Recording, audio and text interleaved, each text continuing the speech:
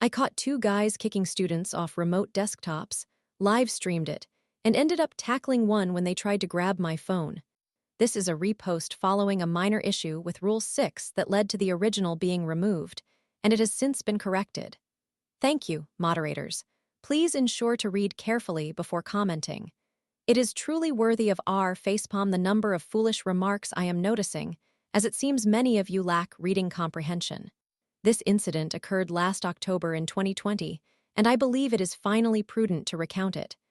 Due to the circumstances at that time, attending campus was not feasible, so all activities were conducted online. Consequently, numerous programs utilized for coursework, which were exclusively available on PC, required a remote connection for those of us using Macs or other devices. This link grants students access to designated desktops physically located on campus through an application such as Citrix. It would allow access to the desktops only when another class was not actively using that lab, as well as during nighttime after registered classes had concluded. The computers on campus would indicate that their drives were busy, alerting the students living on campus that someone was accessing them remotely. I was enrolled in a remote sensing course that necessitated access to programs like ArcMap, ArcGIS, R, and ERDAS, which you can look up. These applications were exclusively available on PC, so as a MacBook user, I was reliant on the remote connection. The problem arose at the beginning of October while I was completing an assignment in ArcMap. I was quite shocked when I was abruptly logged out, followed by anger because I had not saved my most recent work. I returned to the website, re-entered my student credentials, and connected to a different desktop. Within 2 minutes, I was logged out again. Feeling justifiably irritated, I reached out to the professor and teaching assistants regarding the issue and shifted my focus to other assignments, believing it to be a glitch that would be resolved soon. It was not resolved. This issue persisted throughout the entire frustrating month. I was forced to work on my remote labs between 9 p.m. and 2 a.m., as I was unable to use them during the day without being disconnected. This situation was extremely frustrating, especially since I couldn't work during my designated lab hours. Other students began reporting similar occurrences, and we frequently received updates from IT regarding patches and installations meant to address this bug. Unfortunately, nothing proved effective. It was quite exasperating. I finally decided I had reached my limit and boarded a train to campus after my online morning classes. If I was going to continue getting disconnected from the remote access, I might as well attend in person. I completed the online health assessment, arrived on campus without any issues, and made my way to the building that contained all the PCs. Yes, we have a dedicated building for all the computers used in classes. Anyway, I headed toward the lab where my credentials were registered. To be frank, I was not prepared for what I witnessed. I was incredibly angry. Peering through the lab windows, I observed two individuals moving from PC to PC, logging students off. Initially, I found it hard to believe, but then I became infuriated. They were joking about sabotaging diligent students. I will refer to them as dumb and dumber. At that point, I decided it was time for some payback. I took out my phone and positioned it near the window, partially concealed by a trash bin inside the classroom, recording their actions without their knowledge. Thankfully, they didn't see me, and I logged into my laptop, linking it remotely to my phone. I accessed the university's social media page and began to live stream the footage from my phone. I titled the stream something like, "Caught the culprits booting students from remote desktop." The video has since been removed, and I will clarify why shortly. It didn't take long for fellow students to take notice, and the stream gained traction in under half an hour. Names were quickly shared as Dumb and Dumber were identified, attracting considerable backlash in the comments. Even campus police responded, inquiring about the location. I was more than willing to provide it. Then, during the stream, I noticed Dumb pulling out his phone and starting to panic. He had realized the stream was live. I quickly grabbed my phone and attempted to retreat, which is when Dumber charged out the door and tackled me. We began to fight. I was acting in self-defense, as he was repeatedly trying to take my phone. And that's when I saw Dumb reaching for my laptop, which was still broadcasting the stream, and was still being recorded on my phone. So, I kicked Dumber between the legs while elbowing him in the neck before confronting Dumb.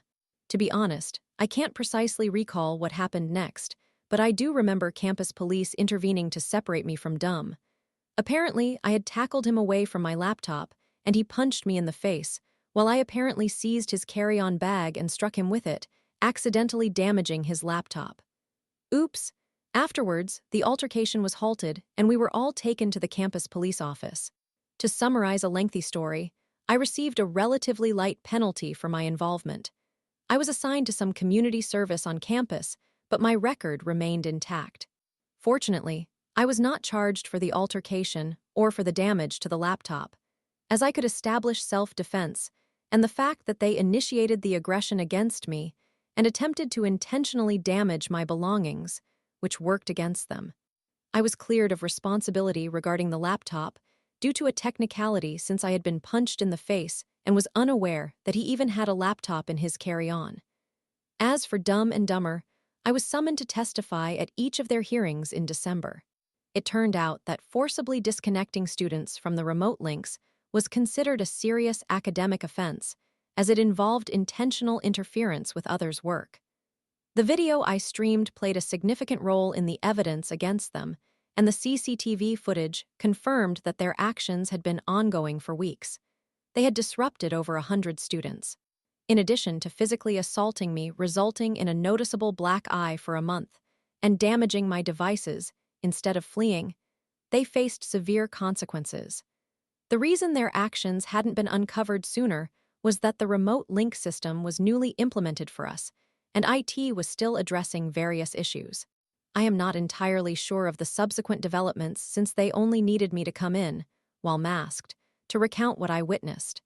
However, I did receive a notification in my email this past March indicating that 2 students were expelled due to the intentional interference with other students' work. Can you guess who? Indeed, Dumb and Dumber faced expulsion for their foolish conduct. The situation took an even more unfortunate turn. They were in the country on student visas. This meant that in addition to being expelled from the university with a serious mark on their records, they were also required to leave the country. I can only imagine how disappointed their parents must have been. Perhaps this is a form of karma, as they were publicly exposed during a live stream for all the school to witness, which was subsequently removed to serve as evidence against them. But yes, they were expelled twice for their foolish behavior, with their names becoming infamous on campus for their actions. I hope they have learned a valuable lesson. Edit, I wanted to include that they were actually placed on a cargo flight back home, as their country was not permitting passenger flights. They had to leave because they were in the country illegally without their visas, which would have caused them even more serious issues. The university showed leniency and covered the cost of their flight, a decision I agree with. Despite their poor choices, they shouldn't have to deal with border security or similar authorities. I learned about this because I spoke with one of the campus officers during my in-person lab this past September. Thus, those individuals were transported home via cargo flight. I think the uncomfortable experience they went through was sufficient punishment compared to facing imprisonment until their country's borders reopened or until alternative arrangements could be made. Edit 2. Wow, I did not anticipate this response. Truly remarkable. Thank you all. Edit 3. Okay, I need to clarify some particularly misleading comments. Firstly, I am not from Poland. Though it is a beautiful country, I reside in Canada, which is indeed a real place, and I am a former American citizen. Secondly, I cannot specify exactly, but Dumb and Dumber are from Eastern Europe or Asia, though I am not certain. Thirdly, unfortunately, Canadians tend to be more intelligent and polite on average compared to many Americans, something I have observed. Furthermore, this is not a discussion platform for the merits of Apple products. This is about pro-revenge, and I would prefer my reposted content not to be locked down because of off-topic discussions. So please stop. Edit 4 is no one actually reading the first sentence. This is a repost of my narrative that was initially removed due to a misunderstanding concerning Rule 6. That issue has now been addressed. So I am reposting. Thank you. Edit 5. Do I seriously need to clarify this? Fine. I am a woman over 6 feet tall who exercises weekly and has excelled in fighting sports and self-defense courses such as karate, judo, jiu-jitsu, and boxing during my childhood and teenage years. I also performed well in team sports like basketball, volleyball, dodgeball, which I consider a sport, baseball, softball, swimming, cycling, skiing, and have recently taken up archery, all while maintaining strong academic performance in my science classes. My broad shoulders and strength from those activities enable me to successfully fight and subdue individuals much larger than myself. Throughout high school, I defended myself against bullies, including male bullies, on a daily basis. Even though I have been less active in recent years due to university assignments, I remain physically fit. Therefore, I could easily overpower both Dumb and Dumber, who were both at least a foot shorter than I. They simply caught me off guard. Regardless, I still managed to fend them off, and they are fortunate I did not break any bones. Moreover, the reason I did not pursue charges or fully check whether charges of assault were filed against me was that I simply wanted to move forward and complete the backlog of assignments accumulated due to Dumb and Dumber's actions. The semester lasted only 4 months, from September to December, with December reserved for final exams. So I apologize if I lacked interest in what the university was doing to them. My priority was to submit my assignments to avoid failing my courses. Additionally, can no one read?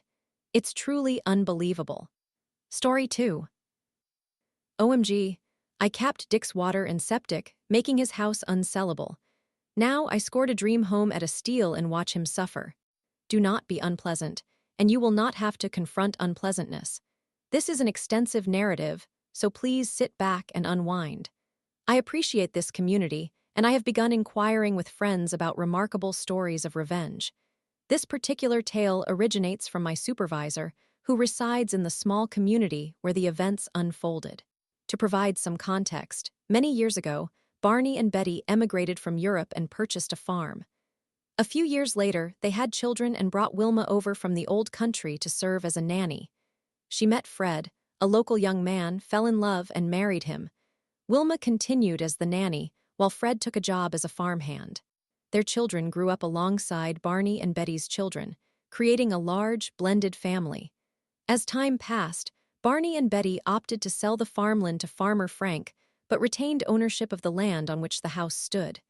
They earned enough from the sale to construct a lovely new home and updated the property boundaries.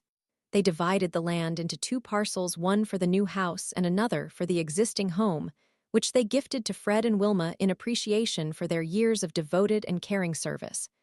Both homes shared a well and a septic system. More time elapsed. Barney and Betty passed away, leaving their house to their son, Bam Bam. Fred also died, and Wilma remained in the home. She was a beloved figure in the community. Everyone knew her and cherished her, as she was like the town's grandmother. Wilma was active in the church and took great pleasure in crocheting booties for any local resident who had a baby. Unfortunately, Wilma eventually passed away as well, and her home was inherited by her daughter, Pebbles. She was well established in a nearby city and decided to sell the house. And thus the story begins. To clarify the situation, here, https imgurcom aas and 7k5 is a rough diagram. The parcel being sold is the yellow section, which borders protected parkland and is adjacent to Bam Bam's land and Farmer Frank's fields. A builder from the city, whom we shall call Dick, purchased the land. The name fits him well. He intended it to serve as a country retreat, as he already had a residence in the city. He received approval to enhance the property, planning to transform the barn into a multi-car garage with a recreation area and an apartment in what was previously the loft. He began by demolishing the existing house, intending to replace it with a larger, more contemporary structure. The old house was taken down, and a new construction project commenced. The lower section of the yellow area represents a very narrow driveway. Between that driveway and Farmer Frank's field was a drainage culvert. Consequently, the contractors began parking their vehicles on Bam Bam's property. Bam Bam requested that the contractors refrain from doing so, but they ignored his request, prompting him to confront Dick. The conversation did not go well, as Dick came across as an arrogant hotshot, dismissing Bam Bam as a simple country dweller. To illustrate, Dick once visited the local diner and asked for the wine list. He was aggressive and disrespectful, establishing a contentious tone for all subsequent interactions. Frustrated, Bam Bam took matters into his own hands. These contractor trucks were damaging his land, so one weekend, he constructed a fence along the boundary separating his property from Dick's. It was a straightforward fence. He simply enlisted a friend with a post hole digger on a bobcat to set the posts and string the planks between them. This inconvenience created numerous problems for the construction.